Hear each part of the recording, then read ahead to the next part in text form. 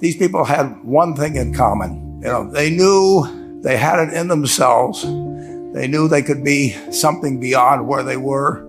They were willing to put their time, their energies to better themselves. What you really could do with more skills, it's just remarkable. So I would like to just tell you a couple of short stories, and we'll draw maybe a couple of lessons from them. I would like to tell you of two women that each sold a business to Berkshire Hathaway, to me actually, for many, many, many millions of dollars. Both of them started with $2,500. By a coincidence, it was the exact same amount. It was everything they had in the world. And one of them was a woman who landed in Seattle in 1917, couldn't speak a word of English, had a tag around her neck. The tag said Fort Dodge, Iowa. The Red Cross got her to Fort Dodge, where she was reunited with her husband who had come to the country a couple of years earlier. And she lived in Fort Dodge for 2 years. And as she put it, she felt like a dummy. She couldn't pick up the language. She couldn't learn a word. And so she and her husband decided to move to Omaha. So they came to Omaha in 1919. And there she found a small colony of Russian Jews, so she started feeling more at home. And then as her oldest daughter went to school, she would come home, this daughter, Frances, and she would teach her mother the words she'd learned in school that day. And this woman, Rose Blumpkin, spent 20 years saving money, bringing first her siblings over, her mother and father, $50 at a time. She sold used clothing to do it. She had 4 children during this period. And by 1937, after 20 years, she'd saved $2,500. She went to Chicago and she bought what she could of furniture. Her dream had always been to open a furniture store. And this woman who had never gone to school one day in her life, with $2,500, but with the same spirit that the people in this room had about having a dream and working to accomplish that dream, she built a business which she sold to me in 1983 for $60 million approximately, and which did $1.5 billion worth of business last year. The 4th generation is working in that business. This woman, Rose Blumpkin, she worked for me until she was 103. And then she retired and she died the next year, which is a lesson to all of Berkshire's managers that premature retirement, you can't tell what's going to happen. But Mrs. B, with her $2,500, one further fact about her, she could not read or write. And she went into a furniture business, and she didn't bring anything unique in furniture, but she brought a determination to succeed. She knew she could outwork anyone else. She knew she cared about her customers. She worked at very low gross margins, but she built this incredible business. And I saw one other woman who did a similar thing with $2,500. I paid her hundreds of millions of dollars for her business. So I decided to go to the source and get these people before, I don't want you guys coming around to me asking me hundreds of millions of dollars. I'd like to join in with you much earlier. So I've followed this group. And today I'd like to tell you about one other small business person. This person, I went to buy his business from him, and he turned me down, which was very wise. But this was a fellow who was born about 8 years before I was. He was born in 1922. We'll call him Jack, lived in the Midwest. He was a pretty good athlete, didn't like school much. And I'm going to tell you one thing early in the story. Maybe you can figure out who the guy was. The company he built hires more college graduates each year than any other company in the United States. And this fellow, who was destined for this but did not know it, Jack, went to college for a year and then dropped out. He really wasn't that interested in school. And the year he dropped out was 1941. And when the the United States became under attack, he went down to the Army Air Force recruiting station, volunteered, and they turned him down because he had hay fever.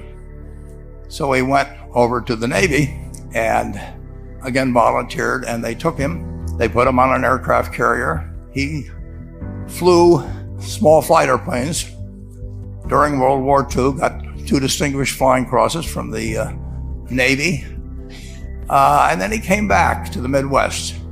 So now we've got a young guy. Probably by this time he would be 23 or 24 years old. And the interesting thing is, he got back to the Midwest, and he actually kind of went from one job to another for a short period of, or not such a short period of time. And he finally became a used car salesman at a Cadillac dealership in St. Louis, Missouri. And at age 35, having moved up in the organization, the sales organization, he said to his boss, "Could I go into car leasing business with you?" The boss said, "Well, if you'll cut your salary in half and you'll come up with," I think it was $25,000, which he borrowed, "we can become partners in a car leasing company." So my friend Jack started at age 35 in the car leasing business. And he had 7 cars. It was pretty slow. In fact, one of the things he did was whenever the phone rang, he let it ring 3 or 4 times so people would think that he was very busy answering other phones. And of course, it was the only call he was going to get all day. So his first venture was okay, but it wasn't really going to go anyplace. And there's a lesson in this for all of us. At age 40, he decided, with 17 vehicles, 17 cars, he was going to go into competition in the rent-a-car business. So now he's taking on Hertz and Avis and National and people like that who have hundreds and hundreds of thousands of cars. And he's got 17 cars, and his cars aren't any different than theirs. I mean, he's buying them from General Motors or Ford or Chrysler. And he can't get the airport locations. Those companies have them all sold up. But he was determined that he would basically offer the customer, can't offer him a different car, but he can offer them friendlier service than they've ever seen. And so he started a company. He named it after the battleship that he'd flown from in the Pacific, which was the USS Enterprise. And he died about a year and a half ago. But when he died, his rent-a-car company, starting with those 17 cars, was worth more than Hertz and Avis and all the rest of the rental cars put together. The man's name was Jack Taylor, and his son, Andy Taylor, is a good friend of mine, runs the business now. A grandchild is in the business. There'll probably be a 4th generation along the line. So this man in the United States, he didn't invent artificial intelligence. You know, he didn't do anything that, just like Mrs. B selling furniture, I mean, that any one of us could have entered those businesses.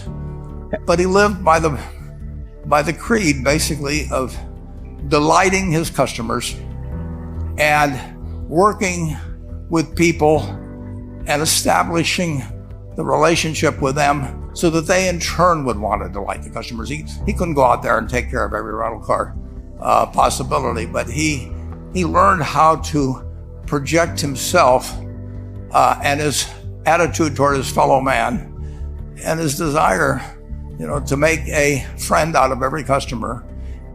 He managed to take very ordinary cars and turn them into this extraordinary business from virtually nothing. And it illustrates several points. One is, you don't necessarily get it right exactly right the first time. I mean, the car leasing business, basically you were competing on the cost of money to finance cars. And it's very hard to delight a customer when you just give them the car and tell them to send you a monthly check for 5 years and you'll be back at that time. So his talents were being wasted basically in that business. But at the age of 40, with all of that experience behind him, he found the golden key. He took a very ordinary business and turned it into an absolutely extraordinary operation, just like Mrs. B or Rose Blumpkin did with furniture. And he didn't worry about whether the Federal Reserve was going to tighten or ease. He didn't worry about whether the stock market was up or down yesterday. He didn't worry about the things he couldn't change, but he did focus on the one thing he could change, and that was the customer's experience. And I have seen the one that got away, Enterprise. I went down to Florida and tried to talk him into selling to Berkshire, and he was smart enough not to do it. Probably the value of the company has quadrupled since I made that visit. But he was smart enough to see that he would find that business. Henry Ford, as you may know, failed twice before he started the Ford Motor Company in 1903. I mean, the test isn't whether you get the greatest business idea in the world the first time out. The test is whether you keep learning as you go along what your strengths are and what you can do for your customers, what you can bring especially to the party. And to do that, you need the education that I know you've received through 10,000 small businesses, but you need a genuine desire day in, day out to delight the customer. I've never seen a business, and I've seen a lot of businesses, but I've never seen one that delights the customer that doesn't succeed. I mean, what you want is that customer the next day when they think, do I want to rent a car or do I want to buy some furniture? What goes through their mind? You know, it's the place where they've had a great experience. I don't know what I paid for this tie. Actually, probably if somebody gave it to me, but for the purposes of this speech, I will say I have no idea. But or the shirt I'm wearing, or this. But I do know, I will remember how I was treated when I bought it. I mean, you long forget about the price, but you never forget whether you had a good experience or a poor experience with the purchase experience. And you'll have a hard time finding a person that's had a wonderful experience, a delighted experience in purchasing anything that isn't going to come back.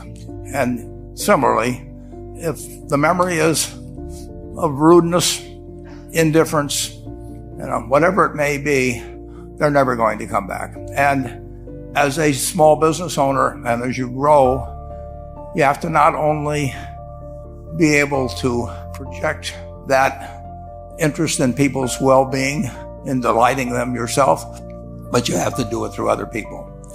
And you won't be able to do it through people who themselves do not feel they're being fairly treated, that their views aren't appropriately considered.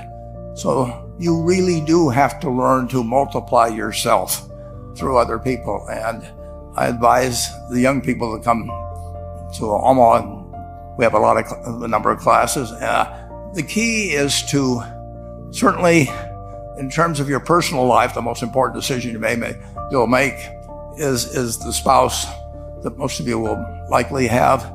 And it's very important to surround yourself with people that are better than you are. You are going to move in the direction of the people you associate with. So you constantly. I've been enormously lucky in that respect. I mean, I've just had teachers and friends and a spouse that really was a better person than I was, and I had enough sense to learn from these people that life went better if you behave better yourself. It took a while. So I advise you to seek out, as your partner in business, your partner in life, whatever it may be, look for the people that actually are examples to you rather than somebody that you think you need to straighten out yourself. And simple rules like that, delighting customers, working through other people, associating with people that will cause you to move in a better path than you might otherwise have, they will take you so far in life that it's hard to believe. I mean, they took Rose Blumpkin without being able to speak a word of English, couldn't read or write. And they took her to what is now a $1.5 billion business. And incidentally, there's been no money put in it since the $2,500. That's been the total capital paid into the Nebraska Furniture Mart. And I think if you looked at Enterprise, I don't know their books the same way, but my guess is that very little equity capital has been added to Enterprise over the years. The business built on itself. So I want to tell you, I admire this group enormously. When I met Dr. Mello's class on September 22nd, 8 years ago, I was thrilled. And I admire people that are doing what you have done. Working hard at your job at the same time, you took on an added, really, lot of hard work to further your skills. 99% graduate. I mean, that's a mind-blowing statistic. And I'm looking at 2,200 people here who I admire. I'm cheering for you, and I can tell you the best is yet to come. Thank you.